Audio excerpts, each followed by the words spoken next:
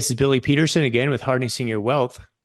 I wanted to welcome everyone who's listening, tell you a little bit about our guest today, who is actually a return guest, our first returning guest. And the reason why we asked her to be back is because of the popularity of the session that we had. This was back in August of 2023, episode number 15. Before we get started, I'll invite y'all to take a trip back and listen to that episode if you haven't already, or maybe re-listen to it if you did. So you get a bit of a background on what we talked about and some of the issues that we're dealing with in society today. And of course, this episode is going to be touching on the mental health issues. Now, it doesn't maybe speak volumes to what this show talks about mainly, which is financial empowerment, but we certainly find the parallels because health and wealth are directly related. And we thought it would be appropriate in the month of May to talk about these issues because it is Mental Health Awareness Month. And I'll maybe provide a little bit of context on mental health right now, in that the form sometimes brings out negative connotation. Whenever anyone says the word mental health, I think most of us, myself included, immediately think of something negative or wrong or something a little strange or off if a person mentions that they might have a mental health concern or they're dealing with a mental health problem at the moment. And I think that's because in society, we've given it that negative stigma. People that maybe need psychiatric treatment or are unstable. I mean, none of us really want to admit those types of things. And I think sometimes it brings about a level of fear. If we say someone is mentally unstable, it's definitely not someone we want to associate with too closely, unless they're, of course, a friend or close friend or a family member, and we try to help them best we can. But I wanted to maybe set the table with that and then help everyone understand that these things are more common than we realize. And it doesn't mean that you're weird or you have something drastically wrong with you when you're struggling with something emotionally. And so I'd like to maybe rephrase that term rather than mental health is your emotional health, your emotional makeup. And are you stable in that regard? And have you found a way to deal with all the issues in today's society? Because oftentimes we need help. So with that background and that context, and now welcome our guest on the show, my wife, Heather Peterson. Thanks for joining us today. Thanks for having me. I'm happy to be here again. We're grateful. Of course, the backup sidekick, Shaun, is on the show. Thanks for being here, Shaun. Always happy to be here, and welcome, Heather. Good to see you. I think I saw you yesterday, but it's good to see you again. Thanks for having me, guys. And as I mentioned, the last time we had you on was back in August of last year. So we covered a lot of ground back then, talked about a lot of childhood experiences, like adverse childhood experiences, and how they can play a major role in issues, health-related issues later in life, how they kind of stick around because they're buried in subconscious mind or they're repressed. And so maybe we can kind of pick up where we left off there, that show. And again, the popularity of that show was unexpected, to be honest. I think that just speaks volumes to how popular or how important this conversation is. So let's talk a little bit about why you think, Heather, why you think people are dealing with such a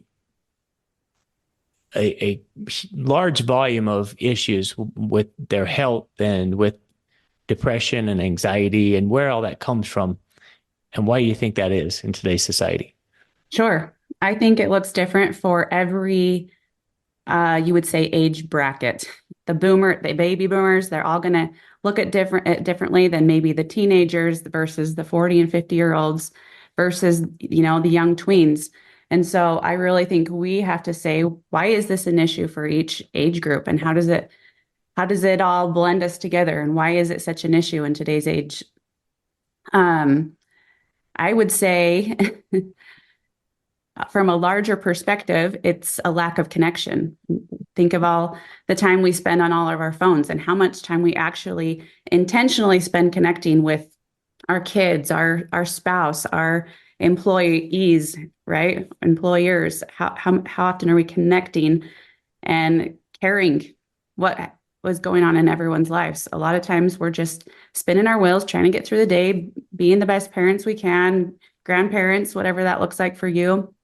And there's a large sense of connection and loneliness in people.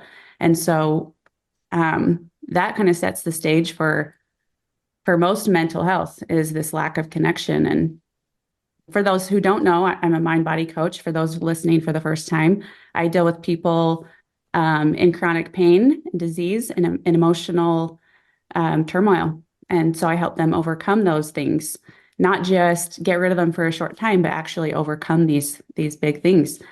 And when I first start working with a client, I have what's called a discovery meeting. As you heard in my first podcast, I probably elaborated on that more, but this discovery meeting is imperative because I ask a lot of deep personal questions about what's going on in your life. And most people say, no one's ever asked me these things. No one's ever listened before. And I ask them to be completely honest and completely vulnerable and share these things with me. And I do have a confidentiality agreement around that. But a lot of times, this is people being honest with themselves for the first time. And a lot of it's unconscious thinking and habits and behavior that sets the stage for all of our mental health problems in society. Yeah, and that's a good point to bring up, is how people handle those things and how you help them handle them and process them. So you gave us a little bit about your background and the steps in your process when people reach out to you. But you also, I think, hit on something that is maybe the underpinning issue, is the phones and the way we're interacting with, or lack of interacting with people. Do you think that's one of the biggest issues going on in society today?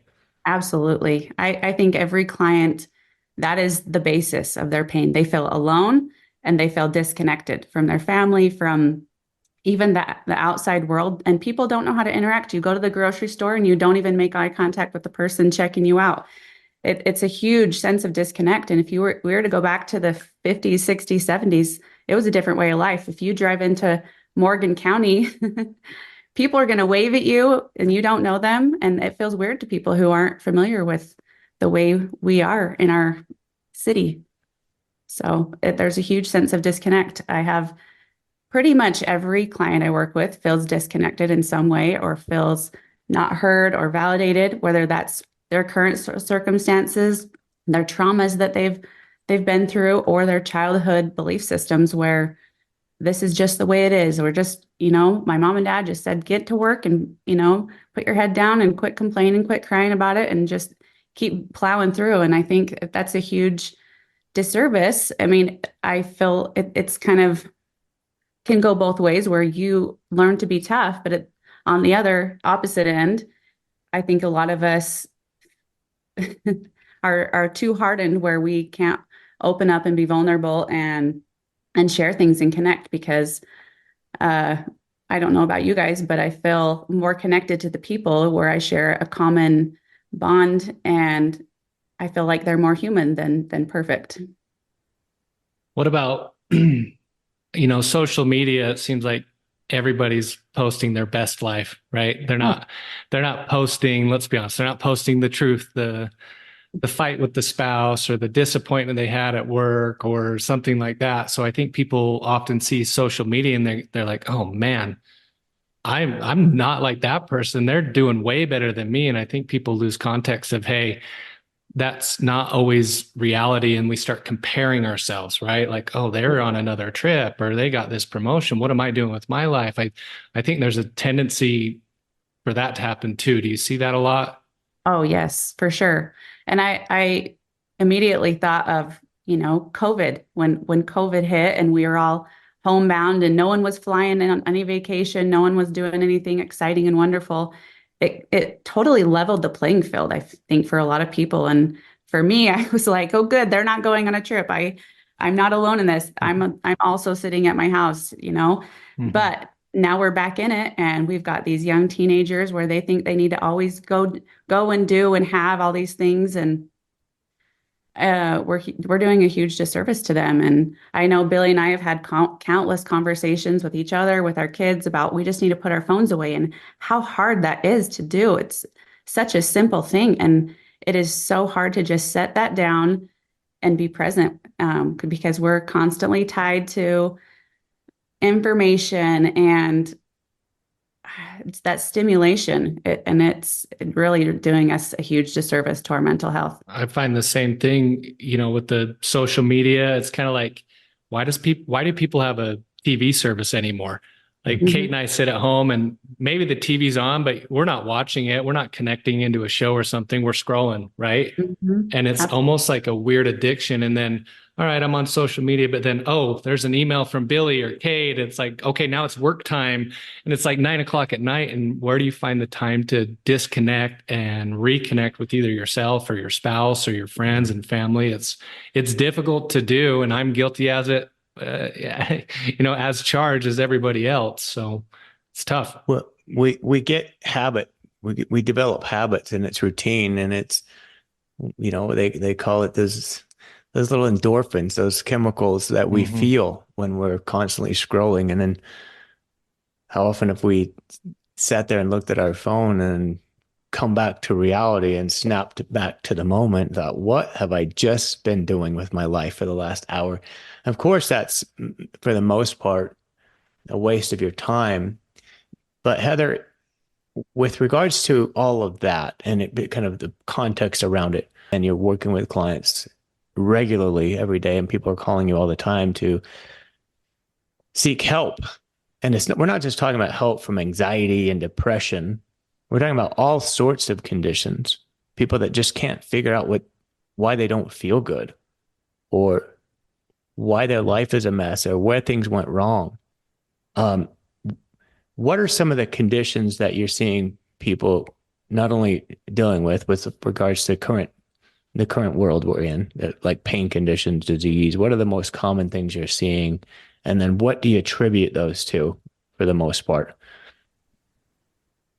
Well, I work with a lot of women right now. I have not had one client that doesn't have some form of anxiety or depression, not one. And if that doesn't speak volumes to our mental health, I don't know what does, because depression is living in the past and anxiety is living in the future. And how often are we present with ourselves, with our families, with our loved ones? It's far and few between. But along with that, fibromyalgia is really big. Migraines are big. Stomach issues, IBS, all kinds of autoimmune diseases, Hashimoto's, chronic fatigue, a lot of chronic fatigue, all kinds of full body pain, nerve pain. I work with a lot of people with a lot of CRPS, knee pain. I mean, it's just so prevalent. There's not a condition that I don't work with, and all of it boils down to the same thing. We are in this cortisol response. It's a chemical change in our body that we don't know how to shut off. There's a healthy level of cortisol and there's extremely elevated levels of cortisol. And think of the day-to-day things that you're doing and thinking, and we're always in this go go go. And how often are we stopping and watching the bird fly in the sky and putting our feet in the grass and all of these, kind of kooky things for most people? But how often are we present with our surroundings and listening to our children have conversations with each other and really just appreciating life? The sense of fulfillment in this society is minimal. I ask a lot of questions when I do this discovery meeting, and uh, people are very able to tell me about all their stresses. They are very unable to tell me what fulfills them in life. And Isn't that amazing? it is. It's very sad. It's heartbreaking, actually. Here's a question. So this just came to mind, but Shaun and I just wrapped up a discovery meeting with a new potential client, and I, of course, won't name names, but he was talking to us about his retirement and about what they want to do, but he just kept going back to the issue of his health has deteriorated rapidly and not going to be able to do the things he wanted to do. Had to give up all of his activities. And so I asked him to elaborate a little bit on that. And he said that he has developed a form of emphysema, COPD, his lungs, he just can't breathe like he did before. But then he said, I'm not a smoker. I've never been a smoker. I've never been exposed to smoke or pollutions, but the doctors told him that it's because he's lived in Salt Lake City and worked in Salt Lake City for 30 years. And he's just been breathing the polluted air. Mm. Now, what is your reaction to that? Mine always comes from an emotional standpoint because everything that manifests physically has an emotional root. And so the emotion for the lungs is grief. The lungs are our grief center. The liver is our anger center. I could go on and on about every organ has a specific emotion associated with it. And so I would say there's some deeply rooted grief within him that needs to be processed. And you would be surprised how many miracles unfold when you can dig a little deeper about what is in people's past, what they've endured, the hard things, the emotions that they never processed because you just got to keep your head down and everything's okay and it's fine. But deep down, it's not fine. And when I bring that to people's attention, that it's okay to feel those hard moments of their past, their physical problems eliminate themselves. How much is it that they maybe refuse to see it versus how much is it that they're told a different story by the medical community? So they don't know that that's even a problem. Sure. Well, I would say you're the same way, Billy. Yes. When COVID happened, remember how many times you had left knee pain and you couldn't go to CrossFit and you couldn't do the things you wanted to do and you were frustrated and you couldn't go up and down the stairs and you were so upset about it. And I said, well, what's the left knee, Billy? And the left knee is not being receptive to things. And what are you not being receptive to? And, I could go make a laundry list of things you were not receptive to on a daily basis. Government policy. Government policy. Shaun, be quiet. You were supposed to be here to just observe. But you addressed it. You said, yeah, I am upset about all these things. And so it's simple acknowledgement. It's not that you have to change the past. It's not that you have to let go of the control that you don't have over what's happened to you or what's currently going on to eliminate these things that are coming up physically for you. Right. But here's my deeper question. If someone believes wholeheartedly in the medical model and they're told something by a white coat, that their problem is a physical one, or it's brought about by a physical toxin or pollutant, like in this case, or from over stressing a certain body part, then how does someone get out of that mindset? And how do they decide? How do they go against that? That's what I'm trying to get. I know I had to do it. I know how hard it was for me, but I want you to tell our listeners how you help other people. And then I want to get into you mentioned miracles. I want you to give us some examples. So let's start with that first part. Well, it's actually amazing. The first couple of meetings, I do a lot of exercises where I help people tap into their body because they're not aware of it. Most of us are living, but we're completely unaware of our body and how a thought makes us feel a certain way. And so a huge part of my first beginning of my process is to show how the mind is connected to the body with a simple exercise that I walk them through. And I start connecting them back into their body. Another component of that is testimonials.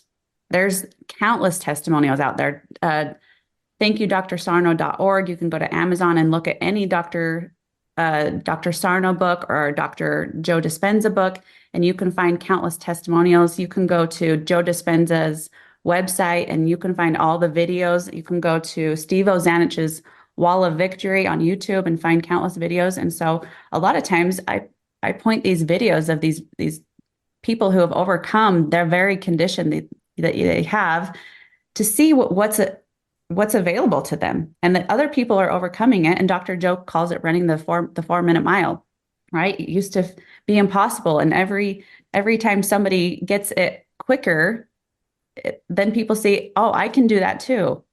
And so it's just almost having faith that anything is available to you at any time. Yeah. And that belief system is everything. If you believe you can do something, you can. If you believe you can't, you can't. And so it's a huge component of breaking down a belief, which is just a thought we think over and over until it's true.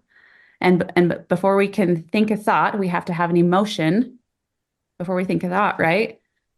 And before we have an emotion, we have to have a state. How's my body? How's my posture? How's my body language? What am I focusing on? Am I thinking about the past and the future or the present moment? And what is my language about my day-to-day life? Do I hate it? Do I love it? Do I hate this person all the time? Or is life good for me? And so a huge component of it breaks down to a belief system of whether you can or whether you can't. Maybe to also back up and help our listeners understand why this is so important to all of us is the issues we had to go through. When I'm talking about that right now, I'm referring to myself and Heather. Shaun, you've also had your own issues that you've had to overcome or deal with, and I'll let you speak to that. But I know for me personally, it was debilitating back pain and eye pain. I had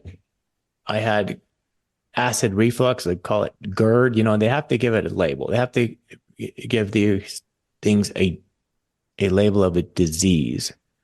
And so going where I was in my life and dealing with all that pain that I had, specifically the back pain, and the number of specialists, the number of doctor appointments and visits, and the amount of time, effort, anxiety, the number of appointments and the amount of money I spent was beyond belief for a lot of people.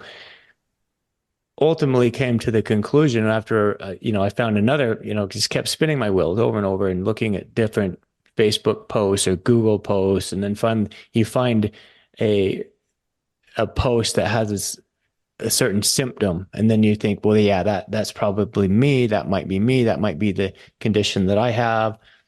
And so that took me in the direction of maybe I have an issue with an autoimmune condition. So I'll go see a rheumatologist. Sure enough, you go to a rheumatologist and they take a blood test and then they say, oh, yes, you have the marker for this disease in your blood. So bingo, that's what I have. So then you accept that. Again, that's that mindset that we have traditionally. We believe in the medical system. We're taught to do that from a young age because doctors make us better or pills make us better. We get a headache. Here's two Aleve. Here's an ibuprofen. And so we get trained to do that. But yet when you don't get better and when they tell you can't get better or it's incurable, and again, back to the mind, and what the mind tells us is what is produced in our life. And study up on the placebo and the nocebo effects. It's fascinating that the mind can do everything a pill can do and then some. And if you don't believe me, then go look at all these different studies they've done. And I say any kind of study, they base it against a placebo group, a double-blind study, where the people who are getting a fake or a phony or a sham pill or a sham surgery, they didn't even do anything. They just made them believe that they did. They cut a couple notches in a knee, for example, or a shoulder, put some stitches in it. The patient wakes up and believes that they had the surgery. Guess what? Their pain is gone. Or they gave them the sugar pill and their symptoms are gone. Yet they got nothing other than the belief that they receive something. Yeah. Isn't that what we should be tapping into more and studying more? Knowing what I know and I had to overcome the medical model, overcome the white coat syndrome, I call it, and luckily find a doctor who disagreed with everything that I'd been told Yeah. in order to get myself healed, 100% healed. And they told me I couldn't. They told me I never would. They told me I'd never overcome the acid reflux. Guess what? Oh, I did. There's so many things I could point to, and Heather and I know this because we spend a lot of our time talking about it. But we try to help people understand that these things and what we've been told is a conflict of interest, because that's how doctors and pharmaceutical companies are compensated, is by keeping patients tied down to that model. Yeah. What else can I say? Well, if you take it back to mental health and not just chronic pain issues, I've dealt with a lot of people with mental health issues. I have several people who are diagnosed with bipolar disorder. And once I have dove into these people and really weeded out what happened to them in childhood, who do they have to become? What are all of these traumas they've endured? It makes complete sense to me why they've been labeled with bipolar, because they've had to adapt to be that person to survive in their family unit. That is why they've been labeled as this bipolar. But when in reality, they have an unsettled nervous system. And so they react according to their environment. And so once I give them tools of how to think, how to process information, bam, no more bipolar medication. And so if that doesn't scream to you, mental health labels of any sort, whether that's bipolar or ADHD or whatever have you, this is a label, and it's not a life sentence. It is something anything is overcomable. I think also, and kind of just basing some of this on my own experience, growing up as a kid, I was a worrier. I don't know if that's in the Peterson bloodline, going back to Grandpa Ace and Grandpa Dick, going way back, Billy, but it seems like we're kind of wired that way. We're worriers, high energy. And I was that way as a kid. And, you kind of just deal with it. Back then, you definitely didn't talk about mental illness. It was, hey, buck up, you're just fine, get back in the saddle. And I think some of that is okay to say, but, going into adulthood, graduating high school, going to college, again, putting a lot of pressure on myself, like your body feels that, right? That unease in your mental state, and it can cause other symptoms. And I still remember going to a doctor and saying, hey, I'm feeling this way. I'm super anxious. I feel like I'm having panic attacks. Remember, this is in my early 20s, still a pup probably.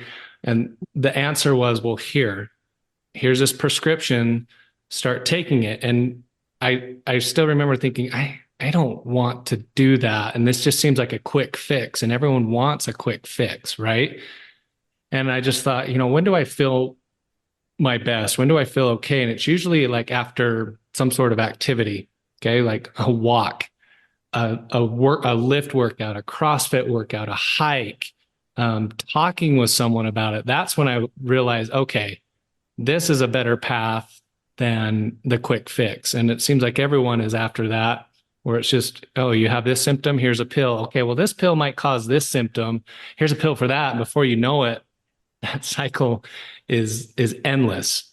So I think people need to step back and say, what am I doing in my day-to-day life to decompress all the thoughts? Because like we said earlier, the thoughts are all there. It's on your phone, it's in your email, it's the day-to-day work life, retirement life, whatever it might be, where it can get you so wound up. And if you don't do something to decompress, then you can find yourself with physical ailments, just like Bill and Heather, you said you've had too. So You bet. I remember that. That's me trying to be Heather professionally, but I knew you were going to say all that. Oh, I love it, Shaun, because we went through this with both of our boys, both Brig and Cade. They they were diagnosed with ADHD and ADD. They couldn't sit still in their class. They wouldn't stay seated, and the teachers were really frustrated. And think about these young boys who have a lot of energy sitting in class for 6 hours a day. That's a tall order in our society. And these kids need physical movement. They need to connect. They need to not be sitting in a chair. And so we tried medication for both of our boys, and it was very it was awful. Mhm. Cade, we medicated Cade, and he talked 1,000 miles an hour, and it scared the hell out of him. And we hated it, and we didn't know what to do for him, and we didn't understand the mind-body connection at that time. And Brig, we medicated him, and it dulled his sweet little spunky self. And he wasn't eating, and that wasn't a good option for us. It was not a good road. And to reflect back on what was going on for both of our boys at those ages, it breaks my heart because they were going through hard things with being in a blended family and having instability with what was going on in their lives, and they just needed a listening ear, and they needed to move their bodies. And we had to sit down with the teachers and say, we're not medicating these kids, and so give them a whiteboard and they can write their answers instead of shouting them out. And we've got to find a compromise for these young kids and what works. And therapy was a huge outlet for my youngest son, being able to talk. And then he was able to get off the medication. And my doctor, the pediatrician, was actually the one that recommended that. He said, I don't think he needs medication. I think he needs to talk about what's going on in his life. And he was 7 years old. And Heather, I think some of the most powerful lessons that we learn when we're talking about doctors and then maybe choosing to possibly go a different route and taking matters into your own hands, the examples of those who have actually done it and actually have gotten well again from whatever condition. And you've seen it all. And we've read stories, just miraculous stories of people overcoming illnesses and diseases that are considered death sentences or considered non-recoverable. So you've worked with people from all ages, like the kids you were just talking about with anxiety, unable to fit in classrooms, unable to cope.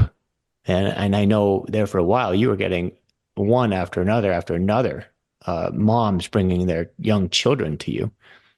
And then, you're just doing such wonderful things with them. They just keep referring others and their friends to you. So maybe start there and then give us just a few examples, the different types of things that you've seen and the different conditions that you've helped people overcome or even heard about.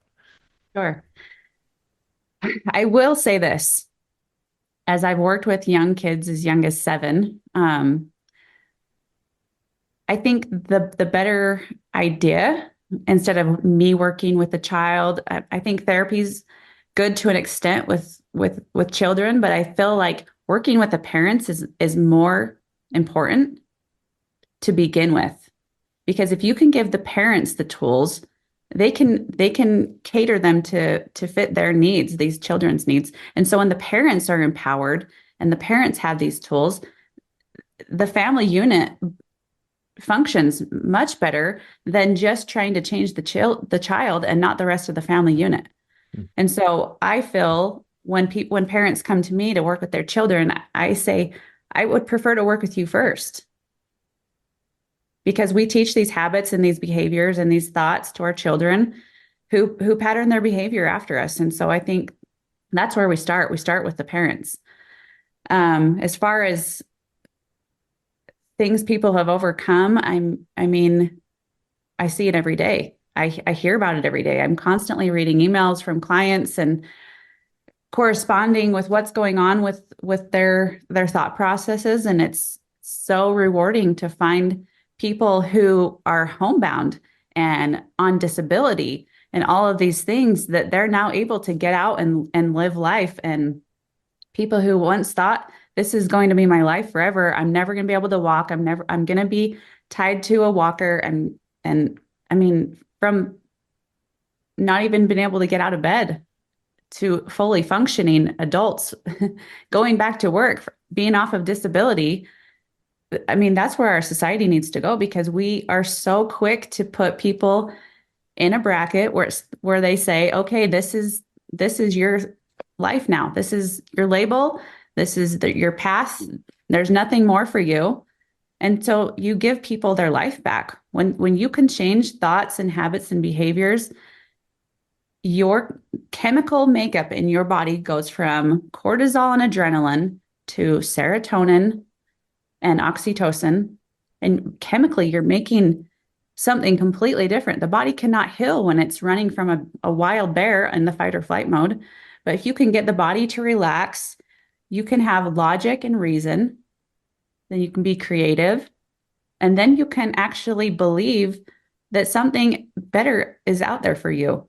And that, again, it boils down to, do you believe that this is your path? Do you believe that this is your lot in life and this is all there is for you? And you're just going to be home and you're going to suffer and die? Or do you believe that that's not something you want for yourself? It's as simple as that. And so when you can help people to understand their huge condition of being disabled can be eliminated, it speaks volumes to what's available to people. And people get referred to me all the time because of what they overcome. It's very empowering. Yeah, and you put out a lot of testimonials, and so I would highly recommend those listening to tap into Heather's website, listen to some of the testimonials, read some of them, follow her.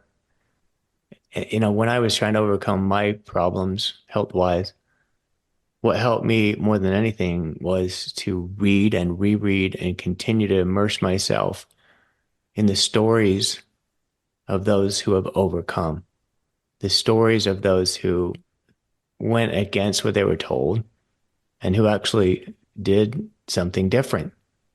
And so we're not talking about just a lucky draw or some woo-woo stuff here. We're talking about changing your belief system and changing your thoughts to believe that you can heal, to believe that your body knows how to do it if you just let it. But you can't feed it fear, and you can't keep fear driving the truck, because your body doesn't operate well that way. And when you believe and you get calm and you start breathing, and then you start realizing and truly trusting that you can heal from whatever condition you have, well, that's when the miracles start happening. But you can't have any doubt. There can't be any doubt. And that's how placebo works. Placebo doesn't work when you think maybe or possibly. It works when you trust, wholeheartedly trust, that you're going to do whatever it is that you think you're going to do. So, Heather, how do people get a hold of you and follow you? You bet. I am most commonly found on Instagram at painfreeforgood. You can also email me at painfreeforgood7@gmail.com. And you can shoot me a DM or an email, and I'd love to hear from you. Thanks for listening to us today. Heather, thanks for joining us. And we appreciate all your thoughts and comments, knowing that all those folks listening to Harnessing Your Wealth, you know, if you don't have your health, what good is your wealth? So that's another reason why we think staying focused on these other topics that sometimes get overlooked, they're important to bring to the forefront. And we deal with it so often. Everyone here in our office, we hear from our clients, we talk to our friends and associates, we know people who are having difficulties and struggles. Sometimes it's really sad because we mention that there's a different way. We mention that there's a possibility for people to heal from whatever they have.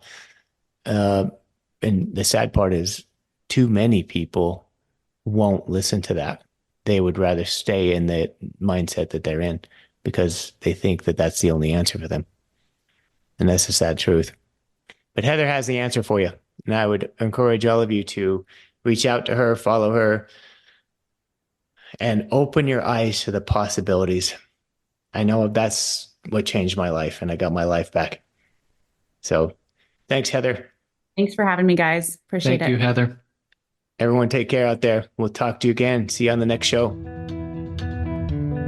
Thank you for listening to Harnessing Your Wealth with Billy Peterson. Before we declare the race official, please click the follow button so you can be notified when new episodes become available. For more information about today's show, please check out the show notes. Visit our website at www.petersonws.com or give us a call at 801-475-4002. Once again, thank you for listening. The information covered and posted represents the views and opinions of the guest and does not necessarily represent the views or opinions of Peterson Wealth Services. The content has been made available for informational and educational purposes only. The content is not intended to be a substitute for professional investing advice. Always seek the advice of your financial advisor or other qualified financial service provider with any questions you may have regarding your investment planning.